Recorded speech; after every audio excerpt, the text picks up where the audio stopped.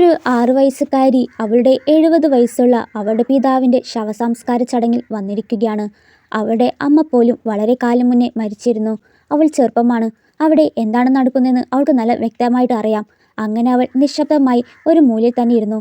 മുതിർന്നവർ അവളെ നാണക്കേടാണെന്നും കുടുംബത്തിനൊരു ഭാരമാണെന്ന് വിളിച്ചുകൊണ്ട് പറഞ്ഞ് കുറ്റപ്പെടുത്തി. പിന്നീട് വൃദ്ധൻ്റെ ചെറുമകൻ ജാക്ക് അകത്തേക്ക് വരുന്നു.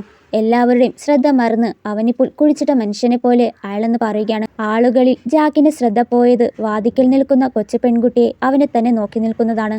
അവൻ്റെ അമ്മ അവനോട് കുഞ്ഞ് നിന്റെ ആൻറ്റിയാണെന്ന് പറഞ്ഞു. ജാക്ക് 6 വയസ്സുള്ള ഒരു കൊച്ചു തൻ്റെ അമ്മായാണെന്ന് അറിഞ്ഞപ്പോൾ ഫ്രീസായി.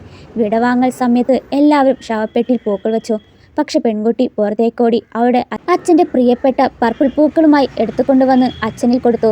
അച്ഛൻ എപ്പോഴെങ്കിലും ഉണരുമോ? അവൾ പതുക്കെ ചോദിച്ചു. ഇല്ലെന്നായിരിക്കും ജാക്ക് പറഞ്ഞത്.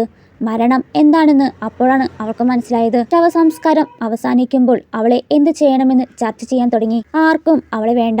മറ്റുള്ളവർ അവളൊരു ദൂരെയുള്ള അനാഥാലയത്തിലേക്ക് അയക്കാനായി നിർദ്ദേശിച്ചു. ജാക്ക് അവളെ ഒരു നോക്ക് നോക്കി. ആരും പ്രതീക്ഷിക്കാതെ അവളുടെ അടുത്തേക്ക് ചെന്ന് എൻ്റെ കൂടെ വീട്ടിലേക്ക് വരുമോ എന്ന് ചോദിച്ചു.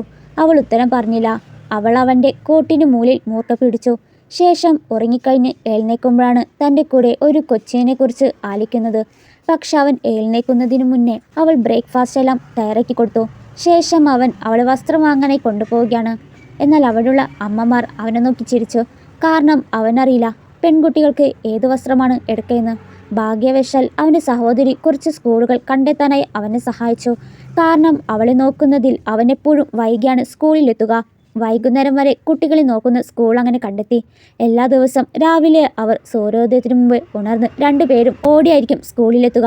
അവളെ ഇറക്കിവിട്ട ശേഷം വീണ്ടും ഉപേക്ഷിക്കുമോ എന്നൊരു ഭയം അവളുടെ മുഖത്തു നിന്ന് അവന് മനസ്സിലായി.